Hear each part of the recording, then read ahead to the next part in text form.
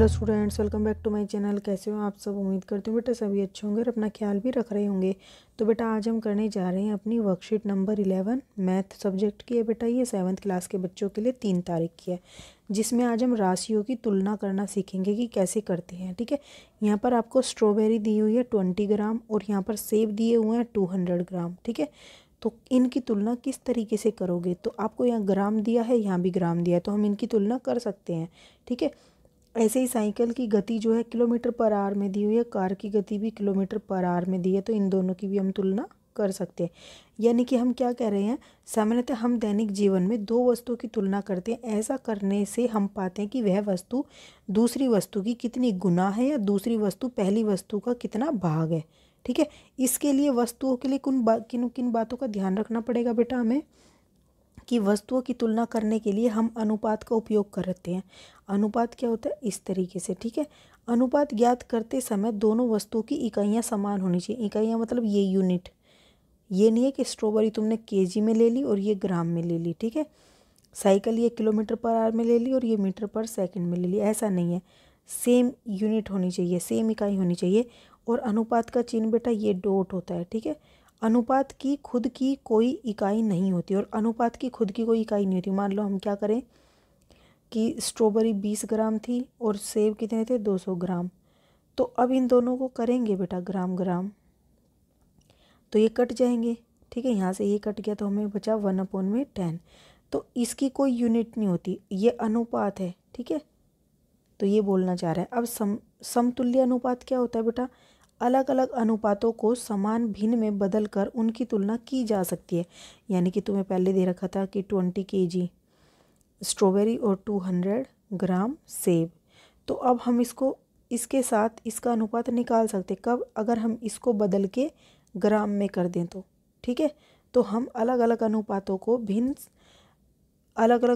को समान भिन्न में बदलकर उनकी तुलना की जा सकती है। यदि दो भिन्न आपस में बराबर हैं तो उन्हें समतुल्य अनुपात कहते हैं। ठीक है, तो दो भिन्न अगर बराबर है तो वो समतुल्य कहलाते। मान लो क्या था, 4/2 है। ठीक है, और एक क्या बेटा 8/4 है। तो यहाँ पे देखो 2 एकम 2, 2 दूनी 4, 4 एकम 4, 4 दूनी 8, तो 2:1 आ रहा है दोनों में ही। तो ये क्या है? समतुल्य अनुपात है। ठीक है, अब यहाँ पर देखो बेटा, राशियों की तुलना के लिए उनके अनुपात ज्ञात करना ही आसान तरीका होता है। अगर हमें किसी दो वस्तुओं की तुलना करनी है तो हमें क्या करना पड़ेगा? उनका अनुपात ज्ञात करना पड़ेगा। कैसे? राशियों के अनुपात एक भिन्न राशि होती है। ठीक है, तो राशियों का अनुपात एक भिन्न राशि का मतलब क्या है कि दो वस्तुओं का हम क्या नाम है अनुपात निकाल रहे हैं। मतलब एक तो 4 है और दूसरी 8 है, तो इन दोनों का अनुपात का मतलब है कि ये भिन्न है, 4/8, इसको बोलते हैं भिन्न। ठीक है, तो इस तरीके से हम लिख सकते हैं अनुपात को। तो राशियों का अनुपात एक भिन्न राशि होती है। ठीक है, उदाहरण में बेटा देखो कि 3 किलोमीटर का 300 मीटर के साथ अनुपात, तो 3 किलोमीटर का अनुपात इस तरीके से। ठीक है, 300 मीटर के साथ अनुपात। अब यहाँ पर देखो, यहाँ किलोमीटर है, यहाँ मीटर है, तो हम क्या करेंगे, इसको मीटर में चेंज कर लेंगे। तो 1 किलोमीटर में कितने होते हैं बेटा? 1000 मीटर होते हैं। ठीक है, तो 3 किलोमीटर में कितने होंगे? 3 गुना में 1000। ठीक है, तो कितना हो गया? 3000 मीटर। तो हम यहाँ पर लिख देंगे 3000 मीटर अनुपात 300 मीटर। ठीक है, यहाँ से अब ये 2 जीरो कट गई और 3 से 3 भी कट गया। ठीक है, तो कितना बचा? 10, और ये मीटर से मीटर भी कट गया, तो 10/1 ये हमारा भिन्न आएगा। ठीक है, सरल अनुपात आ जाएगा। ऐसे बेटा अब यहाँ पर देखो, कुछ आपको बताया कि 1 रुपया किसके बराबर होता है? 100 पैसे के। 1 दिन 24 घंटे के बराबर होता है। 1 घंटे में 60 मिनट होती हैं। ये याद करनी है आपको। 1 किलोमीटर में 1000 मीटर होते हैं, 1 मीटर में 100 सेंटीमीटर, 1 लीटर में 1000 मिलीलीटर और 1 दर्जन में 12। ठीक है, संख्या होती है। तो इन्हीं की सहायता से हम उनको बदल लेते हैं। अगर हमें बोल दिया दिन दे दिए और घंटे दे दिए, तो हम इनकी यूनिट को बदल सकते हैं कि एक दिन में 24 घंटे होते तो मिनट करना है। ठीक है, तो मिनट में बदलना है या घंटे में बदलना है या दिन में बदलना है, हम कर सकते हैं। अब सीखेंगे हम आगे। राशियों को समानुपात में रखना। राष्ट्रीय ध्वज सदैव एक निश्चित लंबाई व चौड़ाई के अनुपात में ही बनाए जाते हैं। तो जो हमारे राष्ट्रीय ध्वज है उनकी एक निश्चित अनुपात की लंबाई और चौड़ाई होती है। ठीक है, अब एक क्वेश्चन है बेटा, एक कंप्यूटर प्रयोगशाला में 6 विद्यार्थियों के लिए 3 कंप्यूटर होने चाहिए। ज्ञात कीजिए कि 24 विद्यार्थियों के लिए कितने कंप्यूटर की आवश्यकता होगी। अब यहाँ देखो, 6 विद्यार्थियों के लिए कंप्यूटर की संख्या कितनी होनी चाहिए, 3। एक विद्यार्थी के लिए कितनी होगी बेटा, तो 3/6 कर देंगे हम, ठीक है। जो ये इधर है इसको नीचे कर देते हैं तो 3/6 आ गई।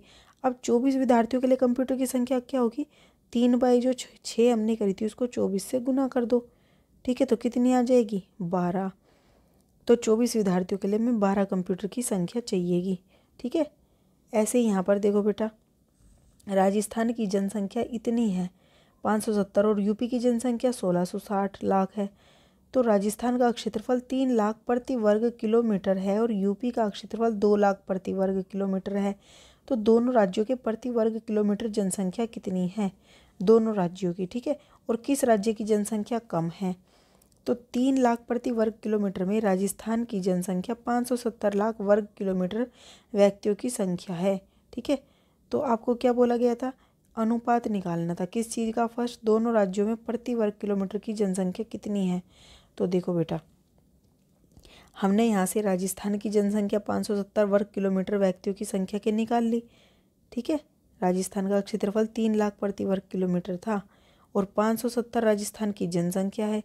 तो जनसंख्या से डिवाइड कर दिया हमने किसको, उसके क्षेत्रफल को, ठीक है। तो यहाँ से हमारे पास क्या आ गया, जो एरिया आ गया प्रति वर्ग किलोमीटर व्यक्ति की संख्या कितनी होगी, हर इतने प्रति वर्ग किलोमीटर के अंदर, इतना बड़ा राजस्थान है तो इतने वर्ग किलोमीटर के अंदर संख्या 190 लाख होगी। फिर ऐसे ही अगले में कितनी, अगले में कितनी, तो टोटल हमारी कितनी बन जाएगी, 570 लाख बन जाएगी, ठीक है। अब हमें क्या करना है, हल बताइए यूपी और दूसरा, ठीक है। यानी कि फर्स्ट बताना है दोनों राज्यों में प्रति वर्ग किलोमीटर जनसंख्या कितनी है। तो प्रति वर्ग किलोमीटर देखो बेटा 1660, यूपी की जनसंख्या टोटल इतनी है और कितना कुल क्षेत्रफल कितना है, 2 लाख। तो 2 से इसको डिवाइड कर दो, तो 2 × 16, ये 0 नहीं आएगा बेटा, 2 × 16, 2 × 6 और एक ये 0, ठीक है। तो आपका कितना आ गया, इतना अनुपात आ गया, इतने लाख प्रति वर्ग किलोमीटर में। दूसरा बेटा क्या बोला है कि किस राज्य की जनसंख्या कम है, तो किस राज्य की जनसंख्या कम है, तो राजस्थान की जनसंख्या कम है, ठीक है। अब नेक्स्ट देखो बेटा, हमारा क्वेश्चन क्या है, अभ्यास कर लेते हैं चलिए इसका। देखो बेटा यहाँ पर क्या बोला गया, फर्स्ट क्वेश्चन में अनुपात ज्ञात कीजिए 5 रुपये का 50 पैसे से, 15 kg का 210 ग्राम से, 9 मीटर का 27 सेंटीमीटर से, 30 दिन का 36 घंटे से। तो दोनों में देखो यूनिट सब में चेंज है, तो हमें पहले क्या करना पड़ेगा, इनकी यूनिट सेम करनी पड़ेगी, ठीक है। तो फर्स्ट को हम कैसे करेंगे वो देखेंगे। और दूसरे में क्या है, अपने दैनिक जीवन में कुछ उदाहरण की सूची बनाइए जहाँ अनुपात और समानुपात का प्रयोग किया जाता हो, ठीक है। तो चलिए देखते हैं बेटा। तो बेटा देखो, फर्स्ट बोला था कि 5 रुपये हैं और कितने हैं, 50 पैसे हैं। अब इनका अनुपात निकालना है, तो इसका मतलब क्या बोल रहे हैं कि 5 रुपये का अनुपात निकालना है 50 पैसे से, ठीक है। तो कैसे निकालेंगे, सबसे पहले हमें इनकी ये यूनिट जो है ये सेम बनानी पड़ेगी। तो हम रुपये को पैसे में कन्वर्ट कर लेते हैं। तो 1 रुपये में कितने होते हैं बेटा, 100 पैसे होते हैं। तो 5 रुपये में कितने हो जाएंगे, 5 से गुना कर दो तो 500 पैसे हो जाएंगे, ठीक है। तो अब हमारे पास इधर भी पैसे हैं और इधर भी पैसे हैं, तो हम कैसे लिख सकते हैं, 5 रुपये का अनुपात 50 पैसे से निकालेंगे तो 5 रुपये की बजाय हम क्या लिख सकते हैं यहाँ पर, 500 पैसे, और ये 50 पैसे था ही। अब अनुपात का मतलब होता है भाग देना, तो देखो हम 500 को 50 से भाग देंगे, ठीक है। तो पहली संख्या को दूसरी से भाग देते हैं, तो इसको भाग दोगे तो 0 से 0 कट गई, यहाँ पे क्या बचा, 5 से इसको काटोगे तो 10/1। तो ये हमारा क्या आ जाएगा, अनुपात आ जाएगा, ठीक है, 10:1 आएगा। ऐसे ही सेकंड क्वेश्चन दिया है बेटा कि 15 kg का अनुपात निकालना है 210 kg से। इसका मतलब यहाँ kg है और यहाँ ग्राम है, तो हमें क्या करना पड़ेगा, इसको ग्राम में चेंज करते हैं।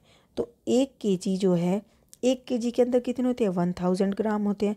तो 15 के अंदर कितने हो जाएंगे, 15 से गुना कर दो 1000 को, तो 15,000 ग्राम, 15,000 ग्राम आ जाएगा, ठीक है। फिर इसलिए 15 kg को हम कैसे लिख सकते हैं, 15 ग्राम लिख सकते हैं, 15,000 ग्राम और 210 ग्राम, ठीक है। अब इसको डिवाइड करेंगे बेटा, तो इसको डिवाइड करेंगे, 1 0 से 1 0 कट गई, ठीक है। यहाँ पर क्या था 21 है ये, अब इसको डिवाइड करो, 7 या 21 और 7 पंजे कितने होते हैं, सॉरी 3 सते 21 है बेटा, 3 सते 21, ठीक है।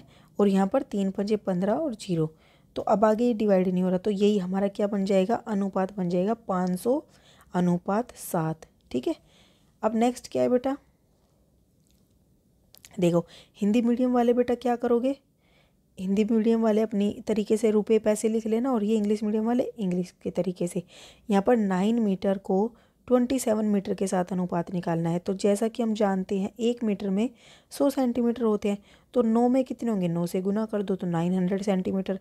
अब 9 मीटर का अनुपात 27 मीटर किसके बराबर होगा, 900 सेंटीमीटर का अनुपात हम 27 सेंटीमीटर के साथ निकाल देंगे, तो वही आएगा, जो कि क्या आ जाएगा हमारा 100 × 3, ठीक है।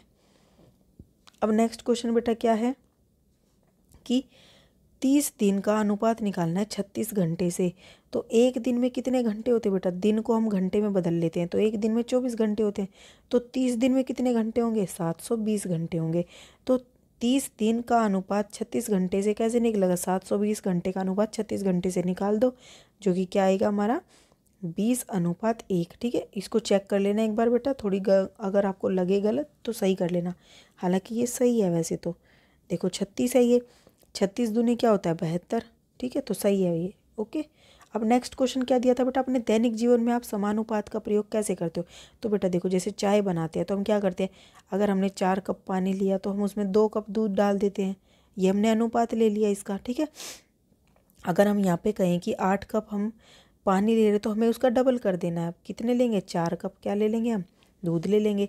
ऐसे ही हलवे के लिए बेटा 1 कप सूजी लेते हैं तो 4 कप हम उसके लिए पानी लेते हैं, ठीक है। तो इस तरीके से हम अनुपात का प्रयोग करते हैं अपने डेली लाइफ में। उम्मीद करती हूँ बेटा आपको ये अच्छे से समझ आ गया होगा। फिर भी कोई डाउट हो तो आप अपनी कमेंट बॉक्स में पूछ लेना। इस वीडियो में इतना ही, अपना नेक्स्ट टॉपिक हम अपनी नेक्स्ट वीडियो में करेंगे। तब तक के लिए ऐसे हंसते रहिए, मुस्कुराते रहिए, पढ़ते रहिए और आगे बढ़ते रहिए। Thank you.